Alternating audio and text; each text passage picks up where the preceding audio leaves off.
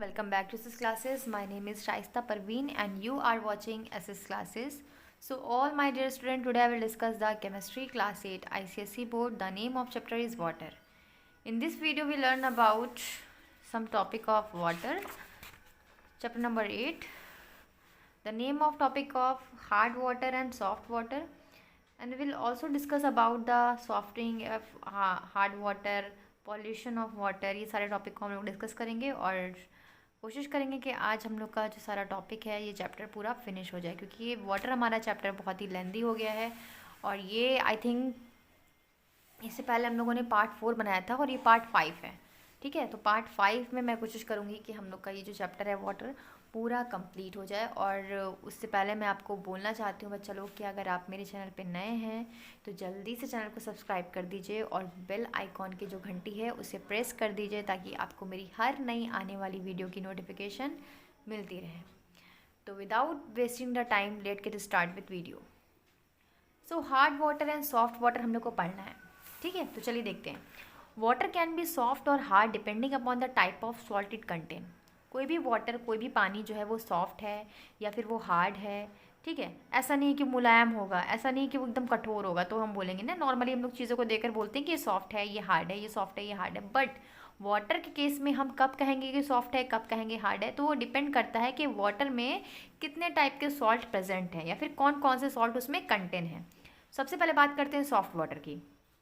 तो soft water जो होता है ना वो leather easily soap without forming any sticky scum. तो जो सॉफ्ट वाटर होता है बेटा, आपने देखा होगा आपके घरों में जो नलों में आने वाला पानी है वो सॉफ्ट वाटर है। बिकॉज उससे क्या होता है, सॉफ्ट वाटर हर वो वाटर है भाई जिससे आप सोप मतलब यूज़ करोगे ना, कपड़ों पे सोप लगाओगे तो वो ढेर सारा झाग देता है, ढेर सारा फोम देता है।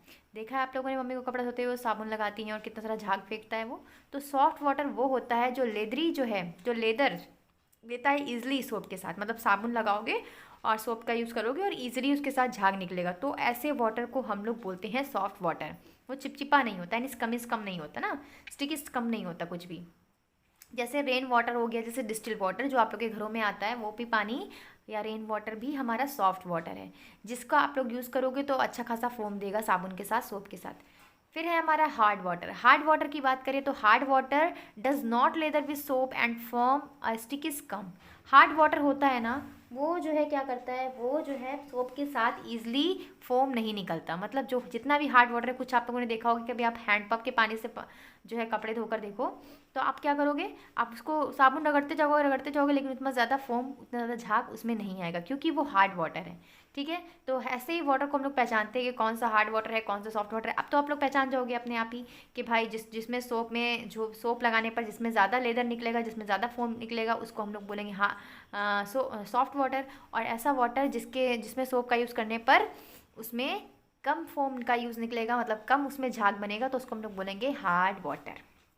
फॉर एग्ज़ाम्पल जो कुएं का पानी है, जो स्प्रिंग का वाटर होता है, स्प्रिंग का पानी है ना। Water is universal solvent and almost all compounds are soluble in water to different extent. Water जो होता है वो एक यूनिवर्सल सॉल्वेंट है। अधिकतर जो है ऑलमोस्ट ये कंपाउंड होता है, सॉल्युबल होता है वाटर में एंड टू डिफरेंट एक्सटेंट, अलग अलग एक्सटेंट में। नेचुरल वाटर जो होता है उसमें कंटेंट डिजॉल्व होते हैं कुछ मिनरल, जैसे बाइकार्बोनेट्स, जैसे क्लोराइड, जैसे सल्फेट्स एक्सेट्रा। ये सॉल्ट जो होते हैं वो impart the characteristic property of hard water. तो इन सारे जो कैरेक्टरिस्टिक के होने के वजह से ही हार्ड वाटर की प्रॉपर्टीज़ को ये डिनोट करते हैं। मींस अगर जिस वाटर में ये सारी चीज़ें होंगी तो वो क्या हो जाएगा, वो हार्ड वाटर कहलाएगा। समझ गए बात को। अब एडवांटेज भी हैं, कुछ एडवांटेज हैं हार्ड वाटर की। क्या एडवांटेज हैं, क्या इनकी जो है बेनिफिट्स हैं, तो पहले देखो। Presence of dissolve mineral impart pleasant taste to the water. अब भाई आपने देखा है कि आप लोगों ने कुएं का पानी पिया है या फिर आप लोगों ने समरसेबल का पानी पिया है, तो उसमें वो भी हार्ड वाटर ही है। तो कुएं के पानी या समरसेबल का पानी आप लोग पियोगे तो उसका टेस्ट कुछ अजीब सा ही होता है ना। तो वो टेस्ट जो होता है वाटर का, वो उसमें डिजॉल्व मिनरल के वजह से होता है, प्लीजेंट टेस्ट होता है। एंड हॉट वाटर में जो होता है कुछ सॉल्ट होते हैं जैसे कैल्शियम, मैग्नीशियम, और ये सॉल्ट जो होते हैं वो गुड होते हैं हमारे टीथ के लिए, हमारी हेल्थी टीथ के लिए और बोन्स के लिए सॉल्ट अच्छे होते हैं। क्योंकि भाई सोडियम हमारा क्या है, मैग्नीशियम क्या है, हमारी हड्डियों को मजबूत करने के लिए काफ़ी ज़्यादा हेल्पफुल है, हमारे टीथ के लिए भी काफ़ी ज़्यादा अच्छा है। तो ये तो हो गया बेनिफिट, ये तो हो गया एडवांटेज ऑफ हार्ड वाटर। अब बात करते हैं disadvantage of hard water. Disadvantage क्या है भाई हार्ड वाटर का? Hard water does not from lather with soap, as a result lot of soap is waste due to formation of scum. ठीक है, जब तक कपड़े में झाग ना निकल जाए अच्छे से तब तक मम्मी लोग उसको घिसती रहती हैं, सोप को घिसती रहती हैं। तो हार्ड वाटर में यही कमी है कि भाई कम सोप के साथ वो कम झाग निकालेगा, तो इसलिए उसमें सोप का खर्च ज़्यादा हो जाएगा। Hard water is not suitable for the industrial use. Industrial use के लिए हार्ड वाटर यूज़फुल नहीं है बिल्कुल भी, क्योंकि उसमें बहुत सारे सॉल्ट प्रेजेंट हैं, उसमें नेचुरल वाटर भी है, डिजॉल्व मिनरल्स भी हैं, कार्बोनेट भी है, क्लोराइड भी, सल्फेट भी है, ये सब उसके लिए यूज़फुल नहीं है। ठीक है, समझ गए बात को? तो यहाँ पर क्यूरियोसिटी कैप्सूल दिया हुआ है, क्या calcium carbonate deposit on the boiler tubes stone like layer as shown the figure. Calcium carbonate is bad conductor of heat, so lot of fuel is waste during the steam generation. This may be even bursting of boiler. So hard water is not for use industrial purpose. क्यों नहीं use किया जाता industrial purpose में? Hard water का हम लोग use नहीं करते। क्यों नहीं करते? यहाँ पर दिया कि एक ट्यूब लिया, इसमें क्या किया गया, कैल्शियम कार्बोनेट को डिपॉजिट किया गया और उसको खूब ज़्यादा हीट किया गया। तो हीट करना ज़्यादा पड़ेगा क्योंकि ये कैल्शियम कार्बोनेट बैड कंडक्टर है हीट का, तो फ्यूल भी ज़्यादा वेस्ट होगा इसमें, स्टीम जनरेशन, और ये लीड जो है वो बर्स्टिंग बॉयलर है ना, लीड टू बर्स्टिंग, फट भी सकता है, तो इसी वजह से इसका यूज़ नहीं किया जाता है। समझ रहे हो बात को? They are two types of hard water. अब हार्ड वाटर भी दो टाइप के होते हैं, एक होता है टेम्परेरी हार्ड वाटर, दूसरा होता है परमानेंट हार्ड वाटर। अब टेम्परेरी और परमानेंट में क्या भाई डिफरेंस है, चलो देख लेते हैं एक बार। देखो यहाँ पर क्या कह रहा है कि जो टेम्परेरी हार्डनेस होती है, जैसे bicarbonate of calcium, magnesium, cause temporary hardness. अगर हमारे वाटर में बाइकार्बोनेट प्रेजेंट है, अगर हमारे वाटर में कैल्शियम प्रेजेंट है, अगर हमारे में मैग्नीशियम प्रेजेंट है, तो वो टेम्परेरी हार्डनेस देता है वाटर को। ठीक है, परमानेंट में क्या है भाई, chlorides and sulphates, calcium and magnesium cause permanent hardness, इसकी वजह से हार्डनेस हमेशा बनी रहेगी।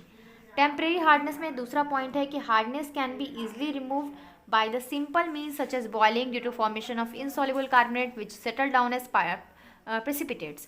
तो अगर हम लोग को टेम्परेरी जो हार्डनेस को हटाना है तो वो इजिली हट भी जाएगी। कैसे हट जाएगी? उस पानी को, उस हार्ड वाटर को हम लोग जब गर्म करेंगे, बॉयल करेंगे, तो उसमें से जितने भी इनसॉल्युबल कार्बोनेट्स होंगे वो नीचे सेटल डाउन हो जाएंगे प्रेसिपिटेट की फॉर्म में, और हम लोग को प्योर वाटर मिल जाएगा। Pure water means hard water, हम जो हमारा नॉर्मल वाटर होता है यूज़ करते हैं हम लोग, वो मिल जाएगा।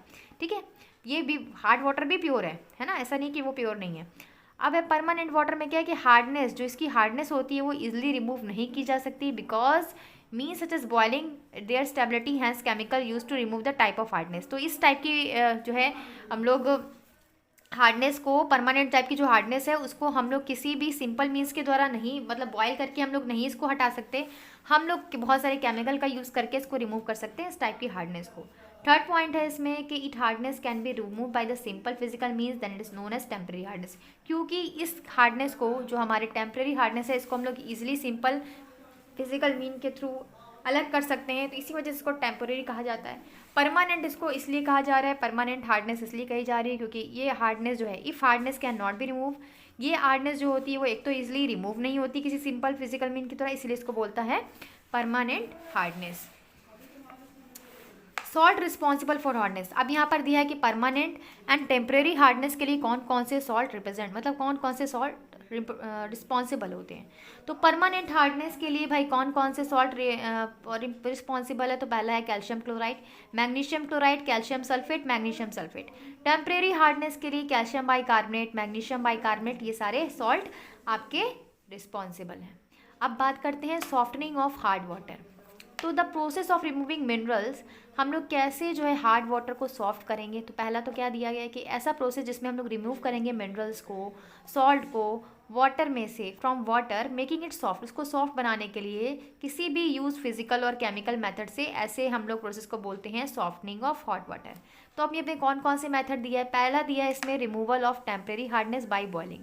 अगर टेम्परेरी हार्डनेस होगी तो उसको हम लोग बॉयल करके हटा सकते हैं, जैसे कि हम लोगों ने पहले पढ़ा था, हम लोग पढ़ चुके हैं टेम्परेरी हार्डनेस में कि बाइकार्बोनेट जो होते हैं वो डिकम्पोज हो जाते हैं, मतलब टूट जाते हैं हीट करने पर, और कार्बोनेट बना देते हैं, जो कि प्रेसिपिटेट के रूप में हम लोग फिल्ट्रेशन से अलग कर सकते हैं, जैसे यहाँ पर दिया हुआ है। ठीक है, कैल्शियम बाइकार्बोनेट जो भी दिया हुआ है यहाँ पर, तो ये अलग हो जाएंगे, है ना, मैग्नीशियम बाइकार्बोनेट इसमें अलग हो जाएगा। तो हीट करने पर ये सारे टूट जाएंगे और प्रेसिपिटेट के रूप में नीचे जम जाएंगे, जिसको हम लोग फिल्टर करके अपना पानी टेम्प्रेरी जो भी हमारा सॉफ्ट वाटर है उसको हम लोग पा लेंगे। ठीक है, गॉट इट। तो सेकेंड है हमारा removal of permanent hardness by addition of washing soda. अब आपको बताया गया है कि जो परमानेंट हार्ड वाटर है उसको हम लोग ईजिली बॉयल करके उसमें से केमिकल्स को अलग नहीं कर सकते, उसमें से बाइकार्बोनेट वगैरह की जो भी है उसमें जो भी सॉल्ट प्रेजेंट है उसको हम लोग नॉर्मली नहीं अलग कर सकते। तो उसके लिए हमें ऐसी hardness can not be remove easily and some chemical are use, कुछ केमिकल यहाँ पे यूज़ करेंगे, तो इसी वजह से हम लोग उसको बोलते हैं permanent hardness. Washing soda when added to hard water, जब हम लोग वॉशिंग सोडा को ऐड करते हैं हार्ड वाटर में तो ये रिएक्ट करता है सॉल्युबल कार्बोनेट के साथ और कैल्शियम एंड मैग्नीशियम के साथ, तो ये प्रेसिपिटेट जो होता है फिल्ट्रेशन के थ्रू फिर फर्दर अलग कर लिया जाता है। तो यहाँ पर इम्प्योरिटी इन हार्ड वाटर, जो भी इम्प्योरिटी है वॉशिंग सोडा मिलाने पर वो इनसॉल्युबल इम्प्योरिटी नीचे जम जाएगी और हमें साफ जो है हमारा सॉफ्ट वाटर मिल जाएगा। अब है सिमिलरली अदर इम्प्योरिटीज़ भी जो है इससे रिमूव कर सकते हैं हम लोग। अब है ड्रिंकिंग वाटर पोर्टेबल वाटर, तो हम लोग पहले भी पढ़ चुके हैं drinking water portable water means क्या होता है। तो the water that is fit for drinking is called portable water, ऐसा पानी भाई जिसको हम जो हमारे पीने के लिए एकदम फिट हो, एकदम सही हो, उसको हम लोग बोलते हैं पोर्टेबल वाटर। पोर्टेबल वाटर जो होता है फ्री होता है सॉल्युबल एंड इनसॉल्युबल इम्प्योरिटीज से, मतलब किसी भी तरह की सॉल्युबल और इनसॉल्युबल इम्प्योरिटीज से हमारा जो पोर्टेबल वाटर होता है वो सही होता है। ठीक है, तो इसमें ना तो मतलब इम्प्योरिटी जैसे जर्म्स बैक्टीरिया ये सारे हमारे ह्यूमन कंजप्शन के लिए सही नहीं है, तो ये सारे नहीं होते हैं। किस में नहीं होते? पोर्टेबल वाटर या फिर ड्रिंकिंग वाटर में। चलो अब देख लेते हैं ड्रिंकिंग वाटर की क्या क्या कैरेक्टरिस्टिक होने चाहिए। तो पहला तो क्या है, should be colourless and odourless. भाई हमारा पानी जो है अगर कलरलेस रहेगा ऑर्डरलेस रहेगा तभी तो हम उसको पी सकते हैं। अगर उसमें कलर है, अब मैं ये नहीं बता रही हूँ कि शरबत बनाकर नहीं पी सकते, ठीक है, उसमें इम्प्योरिटीज़ मतलब किसी भी तरह की और भी किसी तरह की इम्प्योरिटीज़ है, मिट्टी विट्टी पड़ी तो आप लोग पी लोगे क्या? नहीं पी लोगे, है ना। तो कलरलेस होना चाहिए, ऑर्डरलेस होना चाहिए, कोई स्मेल नहीं होनी चाहिए। सेकंड पार्ट है इसका, it should be free from suspended impurities. इसके अंदर कोई भी सस्पेंडेड यानी कि मिली जुली इम्प्योरिटीज़ नहीं रहनी चाहिए, नीचे बैठी हुई इम्प्योरिटीज़ नहीं होनी चाहिए। It should contain dissolve gases, इसके अंदर डिजॉल्व गैसेस जैसे कि ऑक्सीजन एंड कार्बन डाइऑक्साइड जो है वो होनी चाहिए, है ना। It should contain dissolve gases like oxygen and carbon dioxide. It could contain dissolve mineral, इसमें कुछ मिनरल्स होने चाहिए, डिजॉल्व सॉल्ट होने चाहिए वाटर में जो हमारे हेल्थ के लिए सही हो और उस वाटर को प्लीजेंट टेस्ट दें। No germs and bacteria should be present, इसके अंदर कोई जर्म्स या बैक्टीरिया प्रेजेंट नहीं होने चाहिए। तो ये सारे कैरेक्टरिस्टिक है हमारे ड्रिंकिंग वाटर के। अब बात करते हैं, चलिए आगे बढ़ते हैं पॉल्यूशन ऑफ वाटर की तरफ। तो भाई if water gets mix with unwanted material and living organisms that water is known as polluted water. भाई अगर हमारे पानी में, अगर हमारे वाटर में कुछ मिक्स्ड अनवांटेड मटेरियल उसमें मिल जाएंगे या फिर लिविंग ऑर्गेनिज्म उसके अंदर मिल जाएंगे तो वो वाटर फिर पॉल्यूटेड वाटर हो जाता है, जो कि अनफिट है ड्रिंकिंग के लिए और बाथिंग के लिए, मतलब नहाने के लिए भी और पीने के लिए भी वो पॉल्यूटेड है।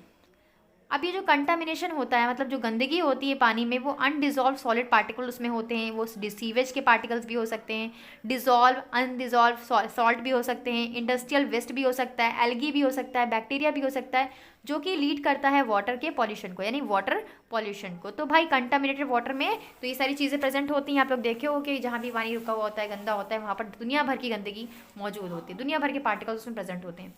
अब देखते हैं सोर्स ऑफ वाटर पॉल्यूशन। भाई कहाँ कहाँ से, कौन कौन से सोर्स हैं वाटर पॉल्यूशन को, कौन कौन फैला रहा है। पहला है, मेन सोर्स है डिफेकेशन ऑफ लिविंग बींग्स। हमारी कंट्री में, इन आवर कंट्री, हमारी कंट्री में अधिकतर जो पीपुल हैं वो डिफिकेट इन ओपन फील्ड, वो लोग खुले में शौचालय जाते हैं ना। Rain carries the human animal excreta. अब पानी, अगर पानी बरस गया वहाँ पर तो और सोने पे सुहागा, फिर वो और गंदगी फैल जाती है ना। नियर बाई वाटर रिजर्वियर, अगर वहाँ पे पानी का कोई रिजर्वियर है, कोई नदी वगैरह, तो वो सब बहकर नदी में जाएगा। तो ये सब क्या है, इसमें हार्मफुल माइक्रो ऑर्गेनिज्म पनपेंगे ना, डिजीज़ हो सकता है। फिर उस पानी को हम जब पियेंगे तो हमें डायरिया, गैस्ट्रोइंटेस्टाइनल डिसेंट्री, जॉइंटिस वगैरह ये सब हो सकता है ना। ये सारे क्योंकि भाई गंदे पानी के ही डिजीज़ हैं, आपने देखा है। ये पलट क्यों नहीं रहा। चलो दूसरा है हमारा इंडस्ट्रियल वेस्ट। इंडस्ट्रियल वेस्ट में अगर बात करें तो देखो क्या कह रहा है कि industrial waste is one of the major source of water pollution. सबसे इंपॉर्टेंट ये भी भाई है, ये भी इंपॉर्टेंट है काफ़ी ज़्यादा, क्योंकि इंडस्ट्रियल वेस्ट जो होते हैं उसमें सॉल्ट होते हैं, लीड होता है, मरकरी होता है, साइनाइड्स, कैडमियम होता है एक्सेट्रा। बहुत सारी इम्प्योरिटीज़ होती हैं, केमिकल्स होते हैं जो पॉइजन होते हैं। Flora and fauna, flora means हम लोग के लिए, एनिमल्स के लिए, और फौना मीन्स पेड़ पौधों के लिए। ये आप लोग को पढ़ा चुकी हूँ बायोलॉजी में, याद करना, इकोसिस्टम में। डेट मीन्स ह्यूमन बींग्स जो होते हैं, human beings, plants, animals, industrial waste also affect the aquatic life. ये ऑल्सो एक्वेटिक लाइफ को भी अफेक्ट करते हैं। एक्वेटिक लाइफ मीन्स जो एनिमल्स कहाँ रहते हैं, वाटर के अंदर रहते हैं। सिंथेटिक डिटर्जेंट्स, जैसे सिंथेटिक डिटर्जेंट्स नॉन बायोडिग्रेडेबल होते हैं, है ना। ये एक्सेसिव इनका यूज़, बहुत ज़्यादा इनका यूज़ करने पर, जबकि washing produce lot of foam, मतलब हम लोग जो घरों में यूज़ करते हैं वॉशिंग पाउडर का, चाहे वो किसी भी कंपनी का हो, लेकिन भाई वो डिटर्जेंट्स का जो भी झाग बन रहा है वो भी हमारे लिए, फोम जो है हार्मफुल है, वो वाटर को पॉल्यूटेड कर रहा है ना। नेचुरली ये माइक्रो ऑर्गेनिज्म होते हैं, नेचुरली जो होते हैं micro organism can't decompose to regenerate detergents, वो जनरली डिकम्पोज नहीं कर पाते डिटर्जेंट को, तो हमारे लिए हार्मफुल है वो। पेट्रोलियम ऑयल, अब जैसे लीकेज वगैरह होता है पेट्रोलियम ऑयल का सी में, तो वो वाटर पोल्यूशन को कॉज करता है। दिस में occur during drilling and shipping operation and commonly term as oil silk. इसको ऑयल सिल्क के नाम से भी जाना जाता है। जो समुद्र में शिप वगैरह होती हैं तो उसमें लीकेज की वजह से ऑयल जो होता है वो इसके तल पर भी गिर जाता है, तो वो भी काफ़ी ज़्यादा वाटर को पॉल्यूटेड करता है। फिर फिफ्थ पॉइंट है हमारा chemical fertiliser, pesticide and insecticide. Excessive use, अगर हम ज़्यादा खाद वगैरह का यूज़ करेंगे या पेस्टिसाइड का यूज़ करेंगे, पेस्ट को मारने के लिए इंसेक्टिसाइड का यूज़ करेंगे मिट्टी में, तो वो मिट्टी को भी पॉल्यूटेड करेगा, और उसमें जो रेन वाटर जा रहा है मेन स्टीम से उसको भी वो पॉल्यूटेड करेगा। थर्मल पॉल्यूशन नेक्स्ट है। लार्ज अमाउंट में वाटर जो है वो यूज़ किया जाता है कूलिंग पर्पज़ के लिए। थर्मल न्यूक्लियर पावर प्लांट जो होते हैं, बहुत सारे प्लांट्स एंड मैनी इंडस्ट्रीज़ में वाटर का यूज़ किया जाता है कूलिंग पर्पज़ के लिए। Return back of river original source at rest temperature, तो वो पानी अगर थर्मल पॉल्यूशन से जो भी थर्मल मतलब न्यूक्लियर पावर प्लांट्स हैं, वहाँ से जो पानी, गर्म पानी आ रहा है, वो हमारे पानी के दो नॉर्मल हमारा रिवर वगैरह उसके टेम्परेचर को भी बढ़ा दे रहा है, रेज कर दे रहा है। तो ये जो राइज कर रहा है टेम्परेचर, वो डिक्रीज करता है अमाउंट ऑफ ऑक्सीजन को डिजोल्व वाटर में, जिसकी वजह से एडवर्स अफेक्ट हमारे एक्वेटिक लाइफ पर दिखाई देते हैं। अब वाटर बॉर्न कुछ डिजीज होते हैं, वो कौन कौन से डिजीज हैं वाटर बॉर्न? तो पहला क्या है, पॉल्यूटेड वाटर जो होता है वो कॉज करता है वाटर बॉर्न डिजीज, जैसे डायरिया हो गया, डिसेंट्री हो गया, ठीक है, गैस्ट्रोइंटेरिटिस हो गया, जॉइंटिस हो गया, कॉलरा हो गया, टाइफाइड हो गया, ये सारे। Tapeworm, hookworm, roundworm में enter the body through the polluted water causing serious disease, तो पढ़ चुके आप लोग। प्रिवेंशन क्या है वाटर पॉल्यूशन का? तो भाई construction of power sewage treatment and some solution of problem, हमें कंस्ट्रक्ट करना चाहिए सीवेज प्लांट्स को, जिसकी वजह से सारे सॉल्यूशन का खात्मा हो पाए। सेकंड है human and animal excreta can be treated in biogas plants, जो ह्यूमन और एनिमल्स का एक्सक्रीटा है उसको पानी में जाने से रोकना चाहिए और उसका बायोगैस प्लांट्स में यूज़ करना चाहिए, ट्रीट करना चाहिए उसको। इंडस्ट्रियल वेस्ट जो भी यूज़ किए जा रहे हैं केमिकल, उसको न्यूट्रलाइज किया जाना चाहिए, उसका कम से कम उसका यूज़ हो, उसका कम से कम डिस्चार्ज रिवर में या लेक्स में जाए, ठीक है, लेक्स में जाए। इसका यूज़ जो है एक्सेसिव फर्टिलाइजर का, पेस्टिसाइड का अवॉइड करना चाहिए। It is responsibility to government and industries purity of water, river, stream, ponds and lake. जैसे अभी जो अभियान चल रहा था गंगा एक्शन प्लान, उस लॉन्च हुआ था इंडिया गवर्नमेंट की तरफ से, तो ये स्कीम जो थी इसमें ट्रीटमेंट किया जा रहा था, सीवेज को अलाउ किया जा रहा था सिटीज़ में, situated the bank of holy river Ganga, ठीक है। तो गंगा आप लोग जानते हैं भाई हमारे बनारस में ही है, मैं भी बनारस की हूँ और गंगा भी हमारे बनारस में बहती है, तो इसमें ये लॉन्च हुआ था, बट ये कुछ भी काम नहीं कर पा रहे। देखो जब तक हम खुद से सतर्क नहीं होंगे तो गवर्नमेंट कुछ भी कर ले उसका कोई असर नहीं पड़ने वाला। By adopting some of this preventive measure and using judicially, मतलब हमें पानी का सही यूज़ करना चाहिए वाटर बॉर्न डिजीज से, तभी हम लोग बच सकते हैं, क्योंकि वाटर हमारा भगवान के द्वारा, ईश्वर के द्वारा, अल्लाह के द्वारा दिया गया बहुत ही प्रीसियस गिफ्ट है हमारे नेचर के लिए, जो हमारे सिर्फ हमारे तक सीमित नहीं है, हमें हमारे जनरेशन को भी मिलना चाहिए। तो हमें उसका यूज़ बहुत ठीक से, बहुत निश्चित, बहुत एक लिमिट क्वांटिटी में ही करना चाहिए, ठीक है। तो ये बेटा चैप्टर यहाँ पर फिनिश होता है और ये चैप्टर हमारा पूरा फिनिश हो चुका है वाटर। चलो पार्ट 5 में कम से कम ये फिनिश तो हो गया। तो वीडियो अच्छी लगी हो तो लाइक कीजिएगा और अपने फ्रेंड के साथ जरूर शेयर कीजिएगा। Thank you, keep watching.